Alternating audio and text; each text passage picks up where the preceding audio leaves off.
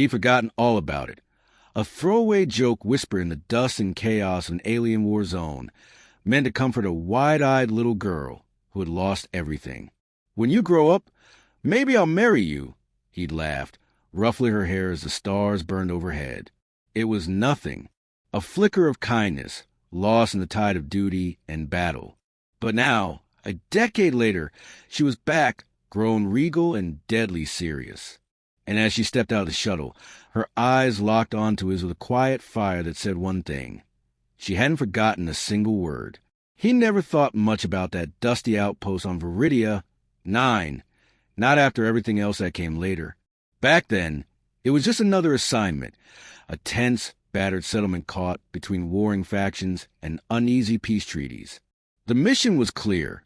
Protect the civilians, keep the fragile order intact, and hold the line until reinforcement arrived.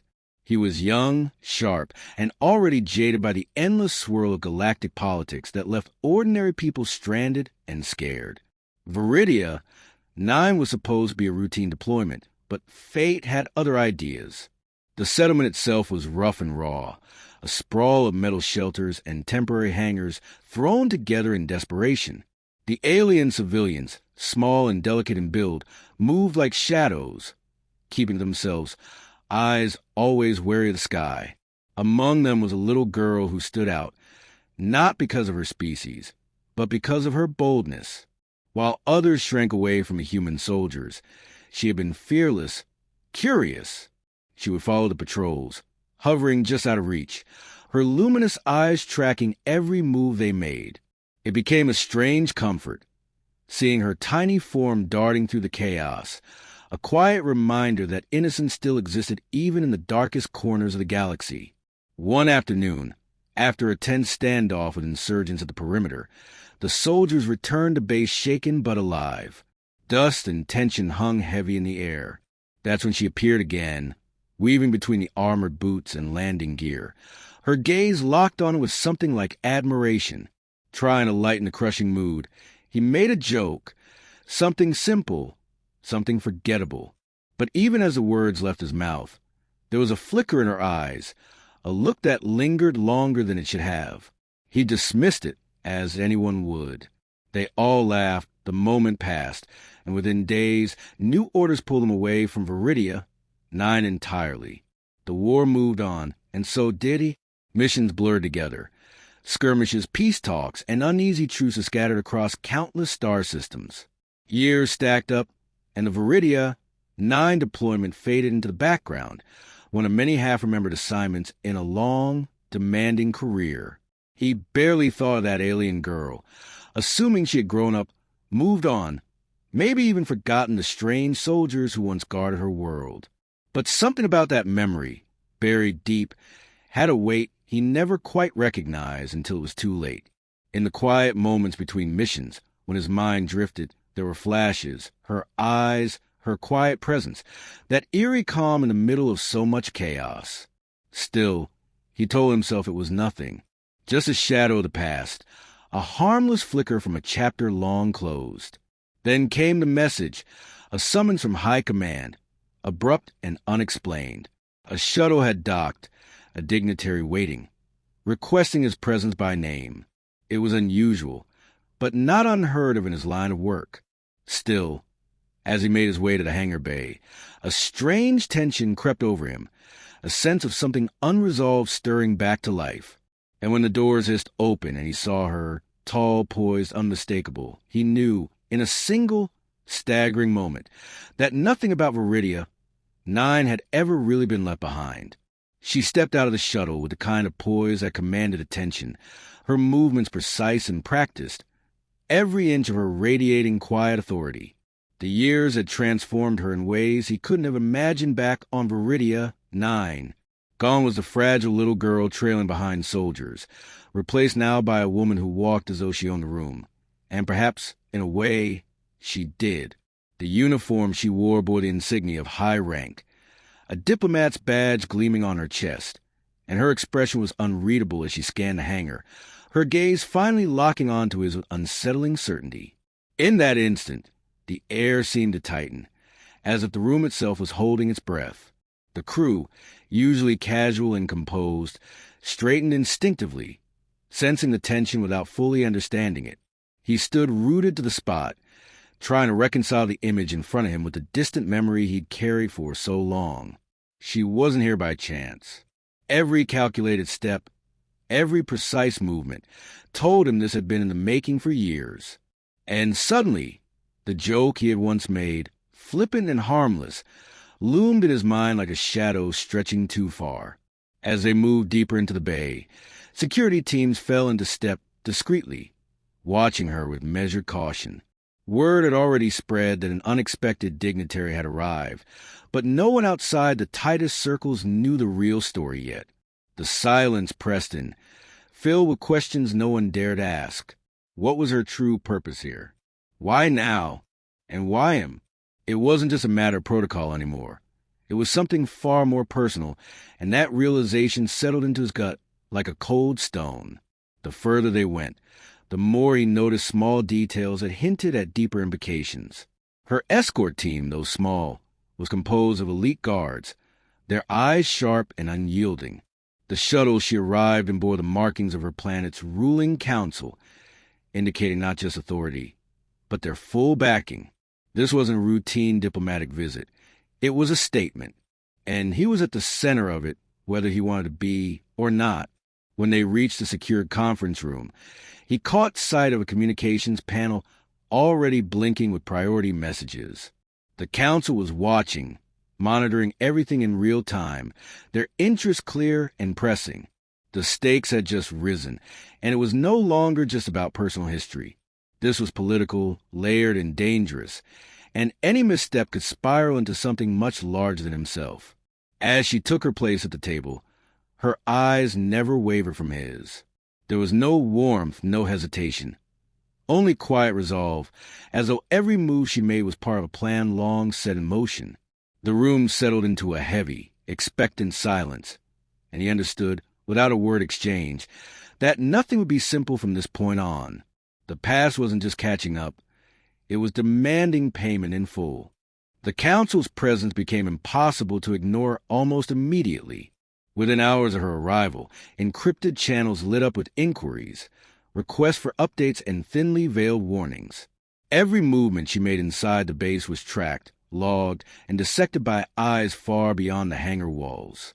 What had started as a personal twist of fate was rapidly mutating into a diplomatic situation with teeth. Her reputation preceded her. She wasn't just any delegate, but a key figure who had risen swiftly through the ranks, her influence stretching far beyond what anyone might have expected from the small, timid child she once was. Behind closed doors, his superiors whispered about optics, weighing every possible outcome like chess players staring down a complicated board. They understood the stakes. Any misstep in handling her now could tip the balance of fragile alliances. Questions buzzed through the upper levels of command. Why had she come here so specifically? Why now? And what exactly did she intend to gain by making her request so public? The fact that she had singled him out, bypassing traditional channels and protocols, was a calculated move no one could ignore. She seemed utterly unfazed by the growing storm. Her confidence never wavered, even as the tension around her deepened by the hour. She made no secret of her purpose, letting her intentions be known through formal statements, each one more unsettling than the last. The council's observers, scattered across various systems, analyzed her every word, hunting for hidden meanings or strategic plays buried beneath polite phrasing. And through it all, he found himself caught in the middle, a reluctant focal point in a game far bigger than he had ever imagined. Rumors began circulating quickly within the base, feeding off the nervous energy that hung in the air. Whispers of political maneuvers, secret alliances, and ancient laws flared up like sparks in dry brush. Some believed she was using him as leverage, a pawn in a much larger scheme. Others whispered darker theories, that her attachment was genuine, forged in childhood, and now twisted into something far more dangerous. No one knew for certain, and that uncertainty made her presence all the more unsettling. The council's patience, always limited, started to show cracks. Subtle but unmistakable signs of pressure began to mount, requests for formal meetings, calls for explanations, and behind-the-scenes messages that carried unmistakable threats beneath their polished language. His command felt the squeeze, balancing on the knife's edge between compliance and overreach. Every decision now had to be weighed not just for its immediate effect, but for the ripples it would send to the fragile web of galactic diplomacy. And yet, in the quiet moments between briefings and negotiations, it was impossible not to feel the pull of something deeper. Her gaze, steady and unwavering, seemed to cut through the noise and the politics, locking onto him with a clarity that was hard to ignore. It was no longer just about a joke or even a promise. Something far more complex was unfolding, and he could feel it pressing down, reshaping everything in its path. As the days passed, the layers of her arrival began to unfold in ways no one had predicted. Official records, painstakingly pulled from deep archives, told a story that left many stunned. After the human forces left Viridia, 9 all those years ago, she had not simply resumed an ordinary life. Instead, her path had been marked by a relentless rise through political and social ranks, each advancement eerily precise, as though following a blueprint only she could see. What unsettled the analysts most was how often his name, or subtle references to their brief connection, appeared in her speeches and writings, always framed as a pivotal turning point in her life. The deeper they dug, the more unsettling the pattern became. Her career wasn't just impressive. It was singular, each achievement layered upon the foundation of that fleeting wartime encounter. Diplomats who worked alongside her described an unwavering focus, a clarity of purpose that seemed unshakable. The Council's private briefings hinted at an even starker truth. Her trajectory had not been accidental. Every alliance she forged, every strategy she employed, seemed aimed at positioning herself for this exact moment. Standing on his turf, invoking a promise made in passing, but now holding the weight of entire star systems.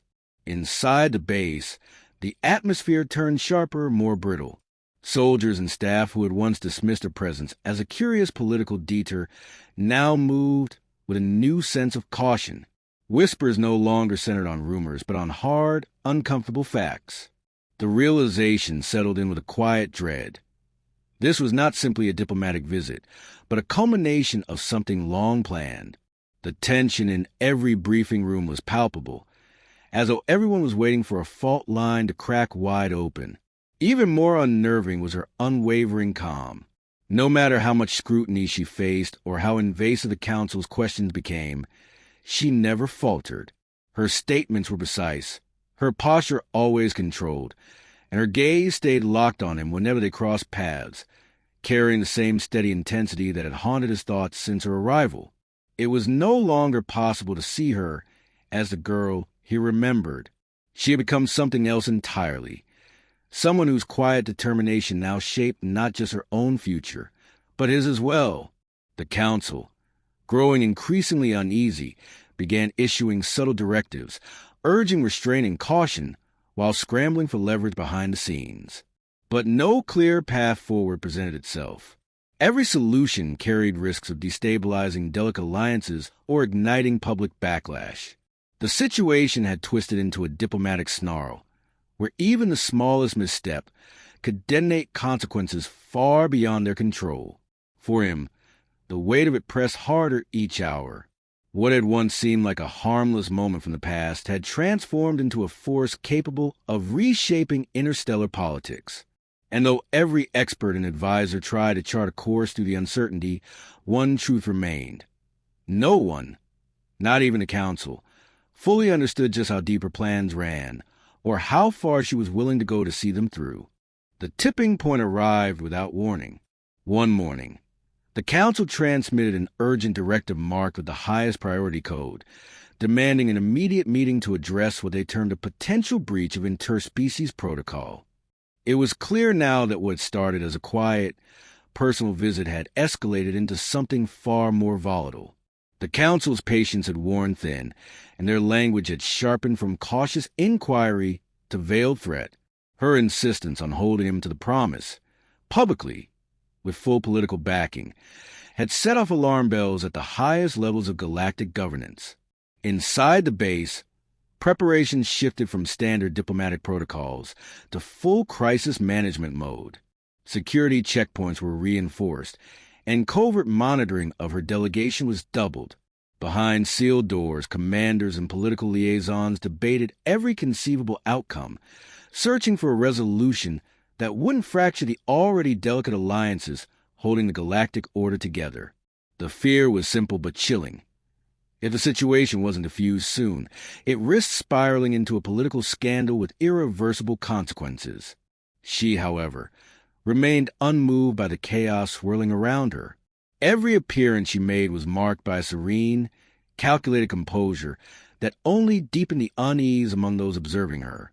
Reports from intelligence analysts noted her precision, how she avoided unnecessary words, how her body language projected quiet control, and how her every move seemed designed to send a message not just to him, but to the entire council. It was becoming undeniable that she wasn't here to negotiate or back down. She was here to claim something she saw as rightfully hers. The council strategists tried everything: legal loopholes, historical precedents, and diplomatic gestures meant to distract or deflect, but none of it stuck.